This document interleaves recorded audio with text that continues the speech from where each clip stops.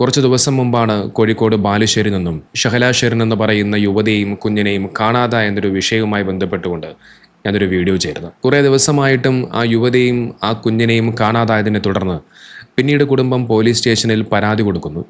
അതിനുശേഷം ഗൾഫിലായിരുന്ന ഈ ഷഹല ഷെറിൻ എന്ന് പറയുന്ന ആ യുവതിയുടെ ഭർത്താവ് നാട്ടിലേക്ക് വരികയും ഇത്രയും ദിവസമായിട്ടും തൻ്റെ ഭാര്യയും കുഞ്ഞിനെയും കാണാനില്ല, അത് അന്വേഷിച്ച് കണ്ടെത്തണം, പ്രത്യേകിച്ച് എൻ്റെ മകനെ എനിക്ക് എങ്ങനെയെങ്കിലും കിട്ടിയാൽ മതി എന്നുള്ള രീതിയിലൊക്കെ വളരെയധികം നിസ്സഹായാവസ്ഥയോടുകൂടി സങ്കടത്തോടുകൂടി പത്രവാർത്താ മാധ്യമങ്ങൾക്ക് മുമ്പിൽ വന്ന് സംസാരിക്കുന്ന ഒരു കാഴ്ച നമ്മൾ പിന്നീട് കാണുകയുണ്ടായി. എന്നാൽ അതിന് ശേഷം ഒരു മൊബൈൽ ഷോപ്പുകാരൻ്റെ ചില ചിത്രങ്ങൾ സമൂഹ മാധ്യമങ്ങളിൽ പ്രത്യക്ഷപ്പെടുകയാണ്. ആ മൊബൈൽ ഷോപ്പുകാരനായ വ്യക്തിക്കൊപ്പമാണ് ഈ ഷഹല ഷെറിൻ എന്ന് പറയുന്ന യുവതി തൻ്റെ കുഞ്ഞിനെയും കൊണ്ട് ഒളിച്ചോടി എന്ന വാർത്തയാണ് പുറത്തു വന്നത്. പിന്നീട് അതിനുശേഷം ഈ ഒരു സംഭവവുമായി ബന്ധപ്പെട്ടുകൊണ്ട് ഒരുപാട് ആളുകൾ ഇതുമായി ബന്ധപ്പെട്ടുകൊണ്ട് വീഡിയോ ചെയ്തു.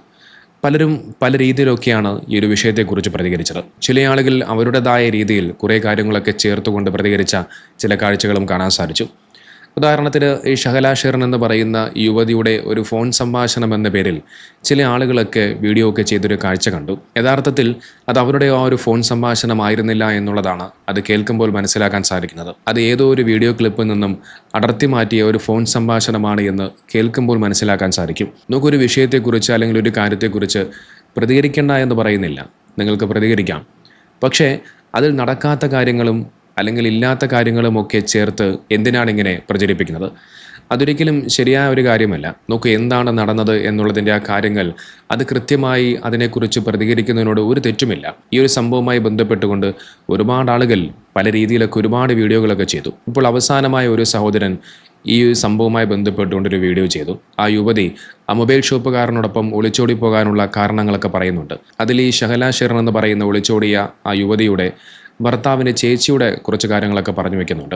ഭാര്യയുടെ കൈകളിലേക്ക് ഭർത്താവ് ഒന്നും കൊടുക്കാറില്ല, ചേച്ചിയോട് ചോദിക്കണം, സ്വന്തമായി ഒരു ബാങ്ക് അക്കൗണ്ടോ ഒരു GPay അക്കൗണ്ടോ ആ പെൺകുട്ടിക്കില്ല, വീട്ടിലൊരു പുതിയൊരു വാഷിംഗ് മെഷീൻ മേടിക്കണമെങ്കിൽ പോലും ആ ചേച്ചിയോട് ചോദിക്കണം. അപ്പോൾ അത്തരം ചില സാഹചര്യങ്ങൾ ആ യുവതിക്ക് ആ വീട്ടിൽ നേരിടേണ്ടി വന്നു എന്നുള്ളതാണ് ഇതുമായി ബന്ധപ്പെട്ടുകൊണ്ട് ആ സഹോദരൻ അതിൽ പറഞ്ഞു വെക്കുന്നത്.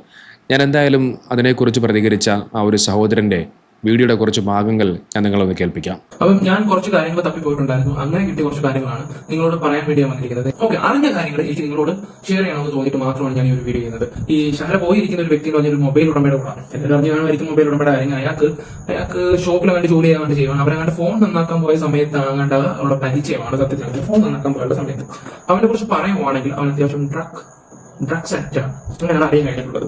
അത്യാവശ്യം വലിയ ഈ പറയുന്ന സാധനങ്ങളൊക്കെ ഉണ്ട്. ആ ഒരു ടൈപ്പ് സാധനമാണ് അറിയാൻ കഴിഞ്ഞിട്ടുള്ളത്. എനിക്ക് തോന്നുന്നു ഇവർക്ക് അതിനെക്കുറിച്ചൊന്നും കൂടുതൽ അറിവില്ല എന്നുള്ള രീതിയിലാണ് നമുക്ക് അറിയാൻ കഴിഞ്ഞിട്ടുള്ളത്. ഇവൻ കല്യാണം കഴിച്ച് 3 കുട്ടികളുണ്ട്. 2 പെൺകുഞ്ഞും ഒരാണുമാണ് ഇവനുള്ളത്. 2 പെൺകുഞ്ഞും ഒരാണ്. ഇവരെ കുറിച്ച് അവിടെ അന്വേഷിച്ചപ്പോൾ എല്ലാവർക്കും നല്ല മാത്രമേ പറയാനുള്ളൂ. നല്ലത് മാത്രമേ ആൾക്കാർ പറയുന്നുള്ളൂ. നല്ല അഭിപ്രായമാണ്. ഒട്ടും പ്രതീക്ഷിച്ചില്ല എന്നുള്ള രീതിയിൽ. ആ പെൺകുട്ടി അത് പോയിട്ടുണ്ടെങ്കിൽ ചിലപ്പം അവിടെ കഷ്ടപ്പാട് കൊണ്ടായിട്ടുള്ള രീതിയിലാണെന്നുള്ള രീതിയിൽ നമ്മൾ സംസാരം വരികയൊക്കെ ചെയ്യുന്നത്.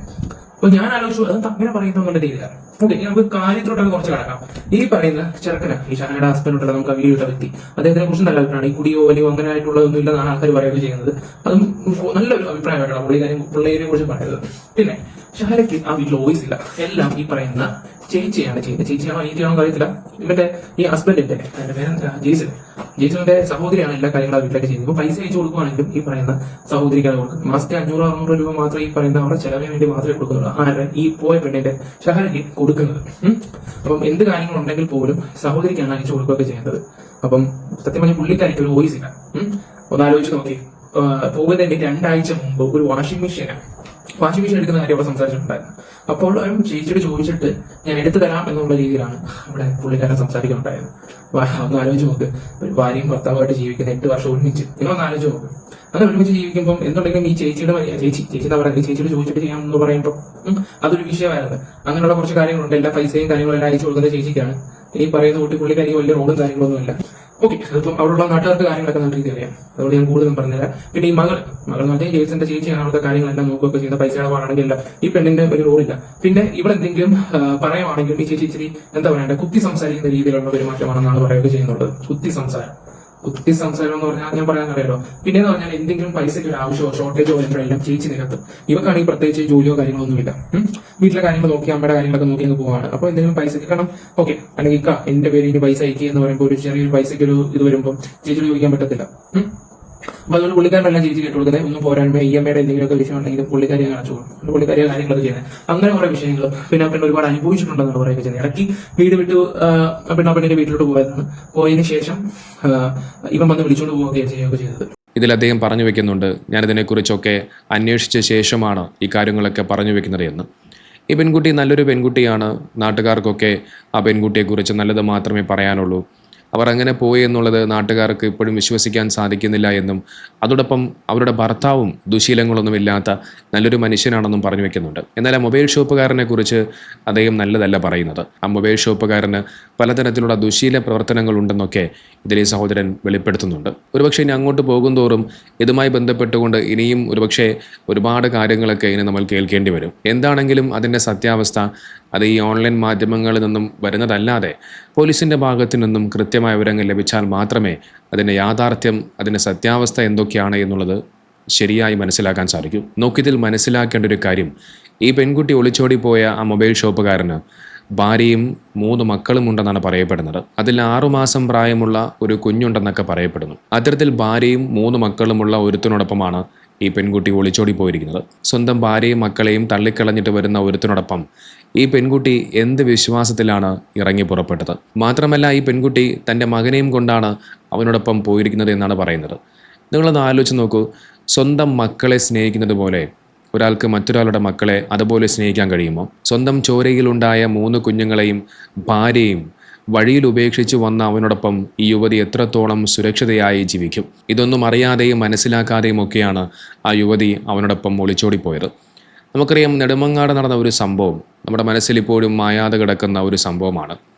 ഇതുപോലെ മറ്റൊരുത്തിനോടൊപ്പം സ്വന്തം കുഞ്ഞുമായി ഒരു നരാധമ പോവുകയും അവസാനം ആ കുഞ്ഞിനെ നേരിടേണ്ടി വന്ന ക്രൂരതകൾ കേരള മനസാക്ഷി വല്ലാതെ ഞെട്ടിപ്പിച്ച ഒരു സംഭവമാണ്. നോക്കൂ, ആ നരാധമനെ സംബന്ധിച്ചിടത്തോളം അത് അവൻ്റെ സ്വന്തം കുഞ്ഞല്ല, സ്വന്തം ചോരയിൽ പിറന്ന ഒരു കുഞ്ഞായിരുന്നെങ്കിൽ ആ നരാധമൻ ഒരിക്കലും ആ പിഞ്ചു കുഞ്ഞിനോട് അത്രയധികം ഒരു ക്രൂരത ഒരിക്കലും ചെയ്യുമായിരുന്നില്ല.